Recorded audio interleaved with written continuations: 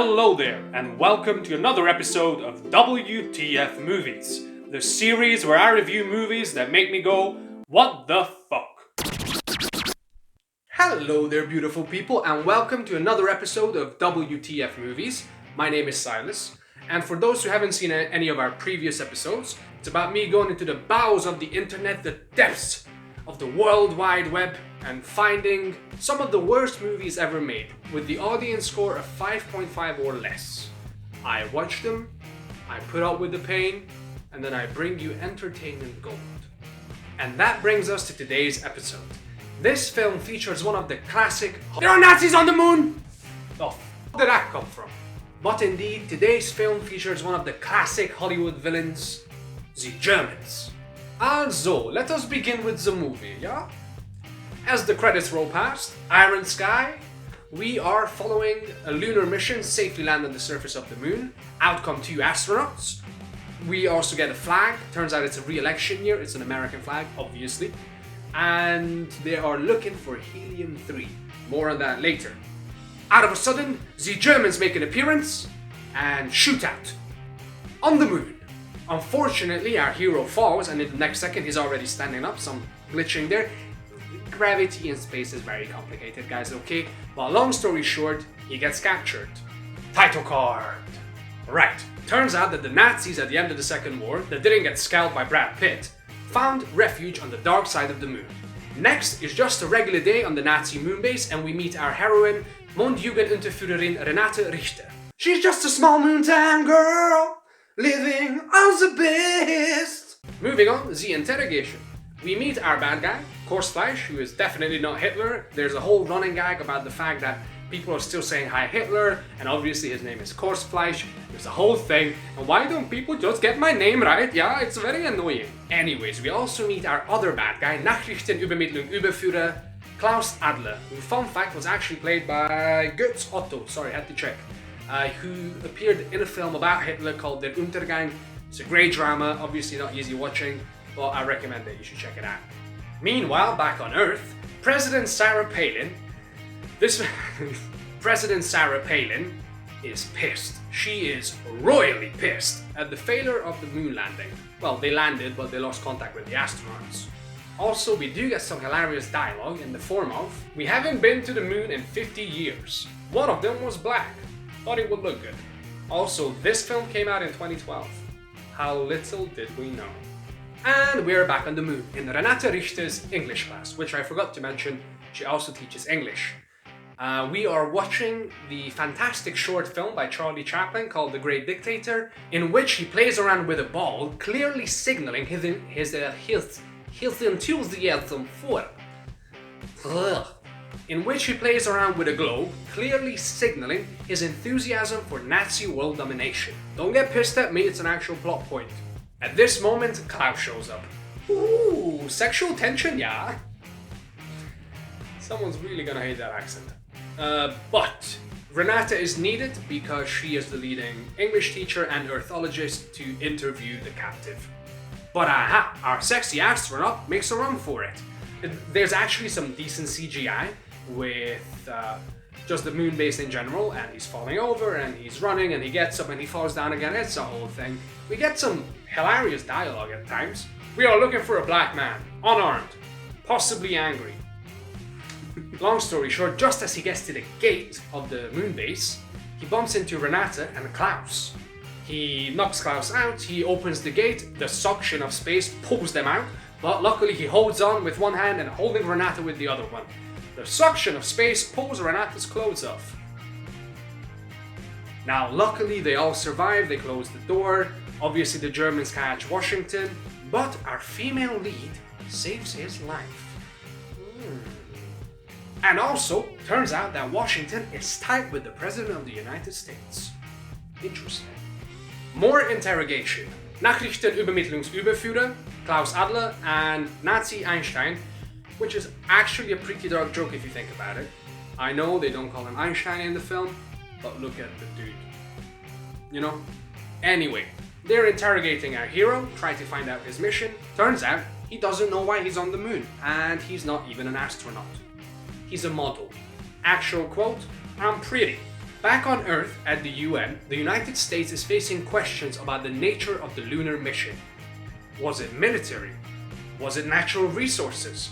Because sometimes the US mixes the two up. Ooh, sassy. At the same time, Vivian Wagner, pun definitely intended. If you don't know, look up Wagner and Hitler, you'll find out loads of stuff. Anyway, she is the president's campaign manager and the brains behind the moon landing. She is pissed. She is royally pissed. So pissed, in fact, that she recreates the angry Hitler meme. Some of the dialogue is word for word taken out from that famous scene, but at the end of the day, she tries, but she never quite succeeds! And scene. Back on the moon base, Klaus has some fantastische news. Turns out him and Renate are 97% genetically matched. Klaus, baby, you really know how to get into a woman's pants. With percentages. Next, we find out about the Nazi super weapon and definitely not a plot device, Der Götterdämmerung. Our Nazi space scientist has found a way to link up James's smartphone to the deadly device.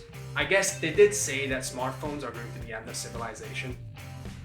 He connects the two by using a cable that he himself designed and named Umfassend Systematische Bindung, or USB. Obviously, the batteries die. Klaus, sensing his big opportunity, requests to be sent back to Earth to retrieve more smartphones. In the torture chamber, James is suffering through endless Hitler speeches when Renate sneaks in. Well, I don't seen enough movies to know where this is going. Flirting ensues when not Bill Nye but Nazi science guy returns, who turns out that is Renate's dad, and Renate obviously has to sneak back out. At this point, Nazi science guy injects James with something called albinisera. Sup, wild chicks? Klaus is off to Earth. He says his goodbyes, him and Renate kiss. That's enough, guys. No, seriously, that's enough. Also, the Germans reveal one last trick up their sleeve. White James Washington. And apparently the scientist thinks that he's also been brainwashed to be a Nazi. He's not. Oh, and I'm not sure if Renate likes white guys. They land on a wheat farm in upstate New York, and guess who snuck on board? And kiss. Seriously guys, it's a bit much now. Luckily, it's interrupted by, "Get the hell off my property!" The very next day in New York, the gang steals a Volkswagen. Obviously. Also, Washington finds out that he has joined the superior race. The hard way. Yeah, so he goes to a basketball court wearing a Nazi uniform and almost gets shot.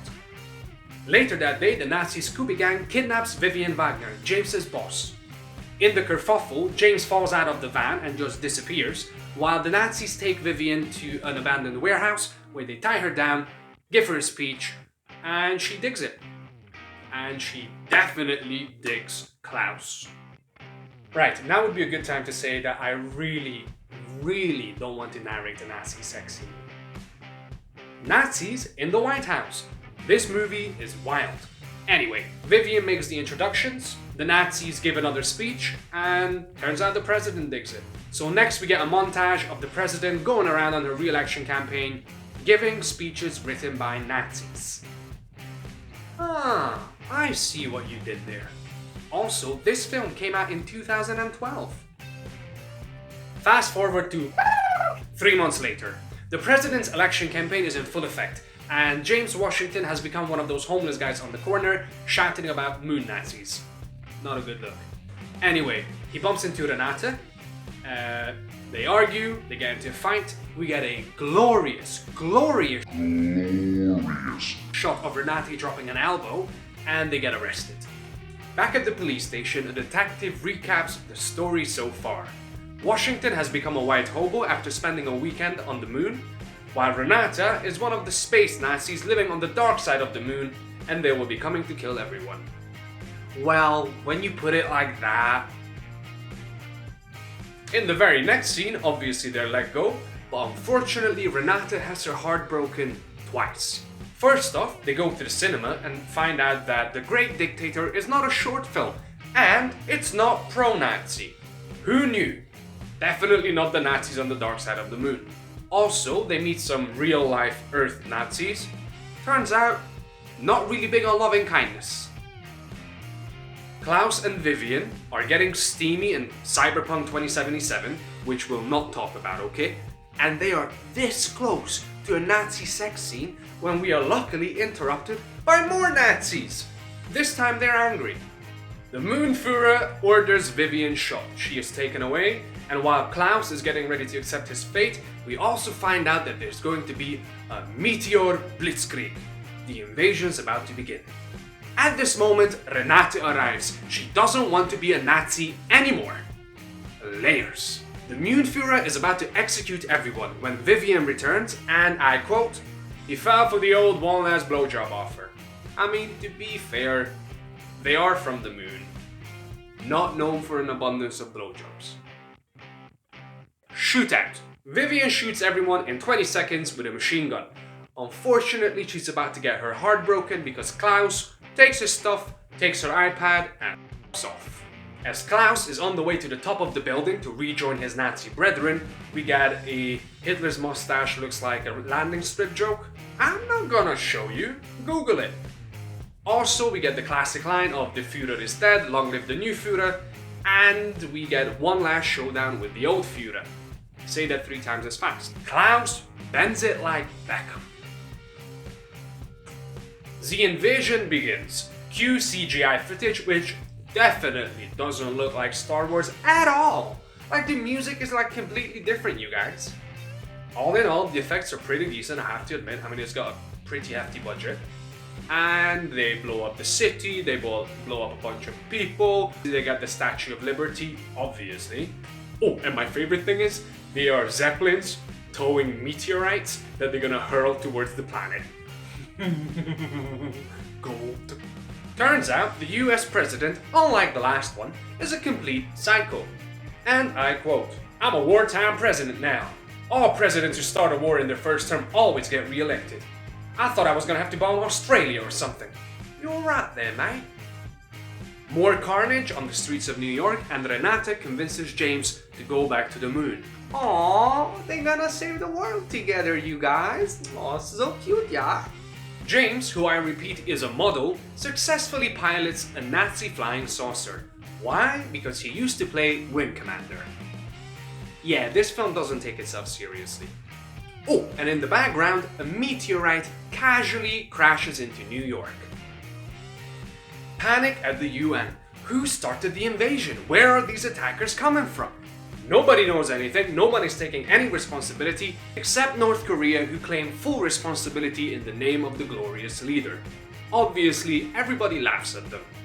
Guys, just because they're not big on human rights does not make it okay to bully them. Be better, you guys. Be better. Luckily, at this moment, the US president steps in to take the lead of the poor, hapless nations of the earth and reveals the very first super secret American fully armed spaceship, the USS George W. Bush. On board the spaceship, General Vivian Wagner, who has just been promoted, assumes command. Now, this is where things get a little bit hectic. The US Space Force, again, this film came out in 2012. Anyway, they kick some ass, but are overpowered, at which point, every other nation on Earth, except Finland, revealed that they all have their own secret, fully armed spaceships as well. So, humans, unite. Back on the moon, Klaus Adler is ready to fire up the German superweapon, der Götterdämmerung, with a MacBook. We get some more explosions, the Earthlings are taking the fight to the moon, while our heroes also arrive at the base. At this moment, America nukes the moon. While our heroes are busy trying to sabotage stuff, unfortunately Adler gets the Death Star, der Götterdämmerung, airborne and blows up the moon. Well, parts of it. Renata comes up with an ingenious plan and she distracts everyone by playing the national anthem. At this moment, I had to stop the film for a few minutes because the sign literally said, "For motivation, break glass." While everyone is busy zig-heiling left and right, James deactivates their Götterdämmerung and Renate confronts Klaus. Boss fight! Just as Renate is about to be shot, she comes up with one more ingenious plan and gives Klaus one last Sieg Heil. Obviously, he cannot resist, and Sieg Heil's black. What? He cannot resist, Sieg Heil's back, and ends up sticking his hand into an exposed electric circuit. Well, there's a lamp that exploded, so there you go. He comes back to life with a knife. Luckily, she finishes him off with a high-heeled boot to the forehead. Not a kick, she just sticks it in his forehead. Girl power! Washington finally manages to pull out the laptop of a mysterious design in order to avoid copyright infringement, and the Götterdämmerung crashes. Luckily, they both manage to escape via escape pods. This calls for celebration back at the UN. Unfortunately, we have a little problem. Turns out the Nazis had massive amounts of helium-3 stored on the moon. And apparently, helium-3 would make the United States independent of all energetical needs for the next 1,000 years. Obviously, they claim the moon as US soil. Now, somebody throws a shoe and cue total war. As humanity back on Earth is facing self-caused extinction through nuclear holocaust, Renata rallies the remaining humans on the moon. She is joined by James, who in the process has found some Diabinazira, and they kiss. Oh, that's so nice. You know, I never know with these movies. Will they, won't they? It's all a mystery to me, you know? The remaining moon Nazis are a little bit freaked out, but credit where is due, they are willing to learn and accept. We end the film with the camera slowly panning from the new moon past planet Earth, revealing humanity destroying itself. Fade to black. But aha! Post-credit scene. Turns out there's an artificial satellite in Mars's orbit. I wonder what that could mean. And now the voice of the public. IMDb gave Iron Sky 5.9. I know I said 5.5 or less, but it's such a ridiculous film that I had to watch it. And also, in my defense, on Rotten Tomatoes, the public gave it 3.7. Yeah? And on Metacritic, it actually got 6.5. So it's a bit of a mixed bag. Some people are enjoying it, some people thought it was a bit much. Right, I'm gonna be honest. This is probably the best bad film that I've seen so far. It's got a big budget, the effects are decent, but I think where it somehow ended up failing a little bit is it tried to be too funny. Like, just playing the situation seriously because it's so ridiculous would have been enough, but sometimes they go for like the obvious jokes, or they just try to crack a joke while they're setting up another one, and it gets a bit too crowded, it gets in the way, unfortunately. The acting is not the best. There's some decent performances in there, but some of it's questionable. And now for the verdict. For the reasons listed before, I actually agree with the Metacritic audience, and I'm going to give it a 6.5. Which in this case stands for keep talking, yeah? Interesting.